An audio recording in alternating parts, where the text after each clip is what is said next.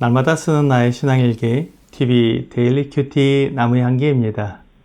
오늘은 8월 6일 주일입니다. 오늘 함께 묵상할 성경 본문은 창세기 48장 1절에서 7절입니다.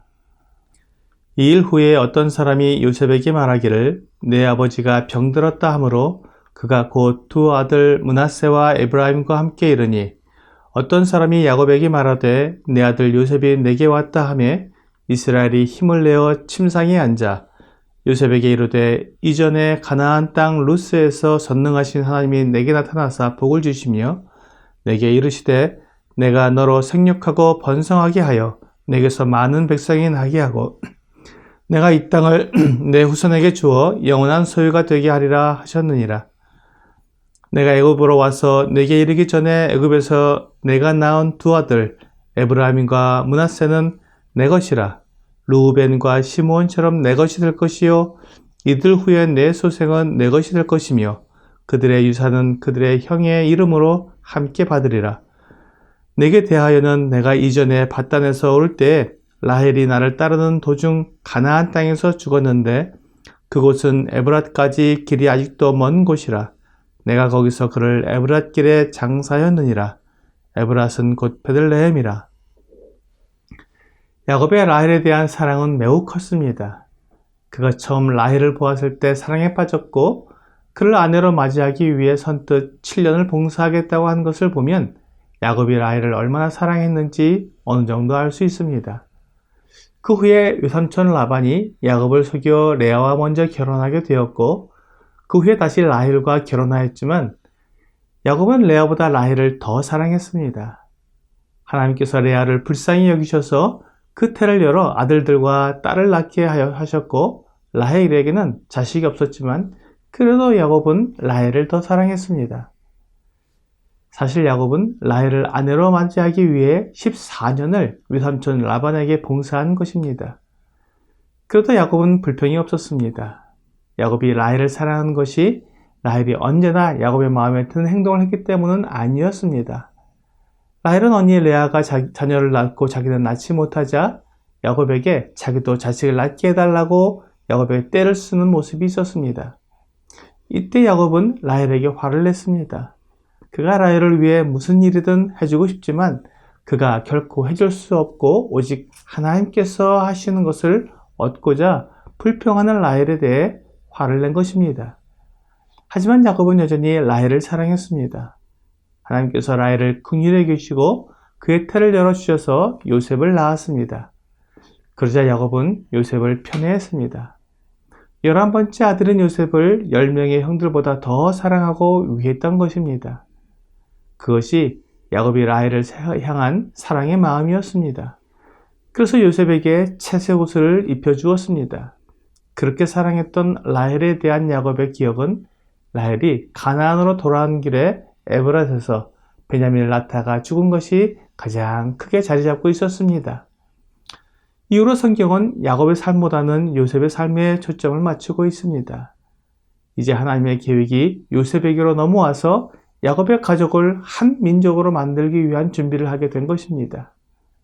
이제 야곱의 모든 삶이 다 맞춰졌습니다. 이제 그는 조상들과 함께 잠이 들 것이며 하나님의 위로를 받게 될 것입니다. 그렇게 험했던 그의 삶을 돌아보면서 야곱은 그의 마음속에 있는 라헬에 대한 사랑을 요셉에게 이야기합니다. 하나님께서 그에게 나타나셔서 가나안 땅을 그와 그의 자손들에게 주시겠다고 했으니 그 땅을 기업으로 얻게 될 것인데 이제 그 땅을 유산으로 나누게 될 때 요셉에게 2배로 주기 위해 요셉의 두 아들을 야곱의 아들의 반열에 올려놓았습니다. 요셉의 두 아들 므낫세와 에브라임이 야곱의 아들들처럼 유산을 상속하게 되면 요셉은 두 몫을 받게 되는 것이었습니다. 야곱의 자손들이 가나안 땅을 차지해서 유산을 나누게 되는 것은 400년 후에 이루어질 일이었습니다. 하지만 야곱이나 요셉은 이에 대해 조금 더 의심하지 않았습니다. 야곱은 마치 금고에 넣어둔 재산처럼 요셉에게 2배로 유산을 주겠다고 약속을 했습니다. 라헬에 대한 야곱의 사랑은 이렇게 마지막까지 분명하게 나타났습니다. 우리 주 예수님도 그의 신부인 교회를 사랑하십니다. 에베소서 5장에서는 그리스도께서 교회를 사랑하신다고 분명히 말씀하셨습니다. 25절에 남편들아 아내 사랑하기를 그리스도께서 교회를 사랑하시고 그 교회를 위하여 자신을 주심같이 하라고 말씀하고 있고, 29절에서도 누구든지 언제나 자기 육체를 미워하지 않고 오직 양육하여 보호하기를 그리스도께서 교회에게 함과 같이 하나니라고 말씀하고 있습니다. 그리스도께서 교회를 사랑하셔서 자신을 내어주셨을 뿐만 아니라 이제 그 교회를 데리러 다시 오실 것입니다. 주님은 사랑하는 성도들과 함께 영원히 살기 위해 아름답고 거룩한 새 예루살렘 성을 준비하셨습니다. 성도들은 그리스도께서 약속하신 이 새 예루살렘 성을 바라보며 거기에서 영원히 살게 될 것을 믿음으로 소망합니다. 마치 야곱이 하나님께서 약속하신 가나안 땅을 이미 얻은 것처럼 자식들에게 유산으로 물려준 것처럼 예수 그리스도를 믿는 성도들은 하늘에 있는 이 아름다운 나라를 이미 얻은 것처럼 믿고 바라보며 살아갑니다. 성도들은 하나님의 사랑을 입은 사람들 뿐만 아니라 또한 하나님을 사랑하는 사람들입니다. 먼저 하나님께 사랑을 받음으로 사랑을 배워서 하나님을 사랑하게 되는 것입니다.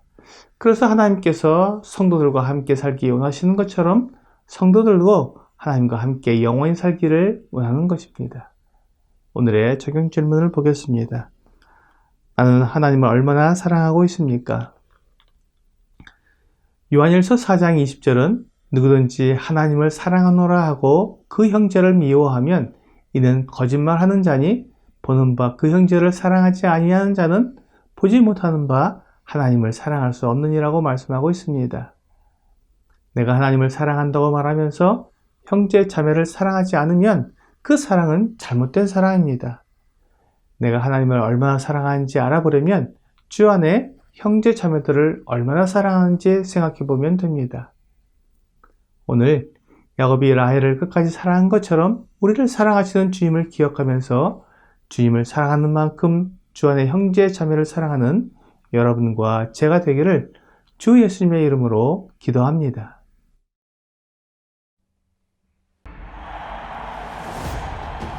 너희 영원한 문들아 들리라. 영광의 왕이 들어오신다. 누가 영광의 왕이신가?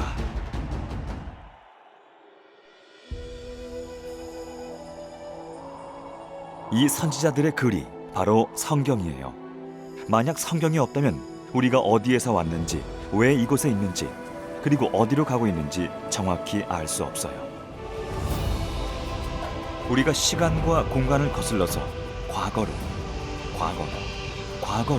아주 먼 과거로, 사람도 행성도 별들도 생기기 전으로 여행할 수 있다면 성경의 첫 번째 구절에 들어있는 능력과 영광을 목격할 수 있을 거예요.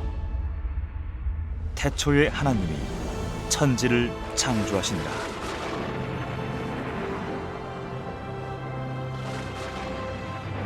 (6일) 동안 왕은 아름답고 멋진 세상을 창조하셨어요.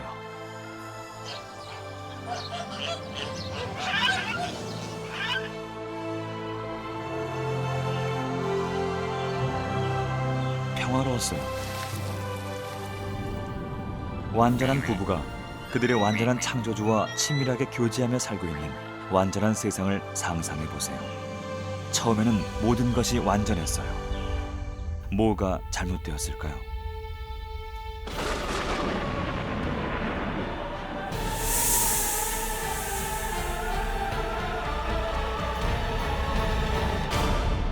그들이 지은 죄가 온 우주의 왕과 그들과의 관계를 끊어버렸어요. 영적으로 그들은 죽었어요. 하지만 여호와 하나님께서는 죄로 더럽혀진 사람들은 그들이 하나님을 믿으면 다시 돌아올 수 있도록 계획하셨어요. 하나님의 법은 모든 죄인들은 죽음의 벌을 받아야 한다고 요구하지만 공의롭고 자비로우신 하나님은 그들 대신 어린 양의 죽음을 받아주시는 거예요. 하나님은 이것을 속죄제의 법이라고 불러요.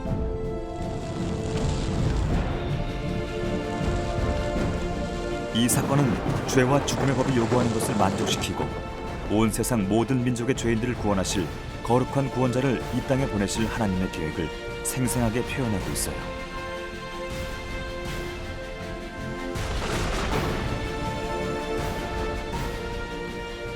세상의 모든 죄의 빚이 갚아져야 하고 죽음은 정복되어져야 해요.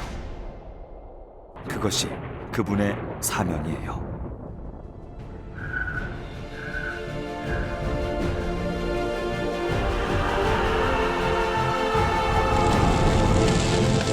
다 이루었다.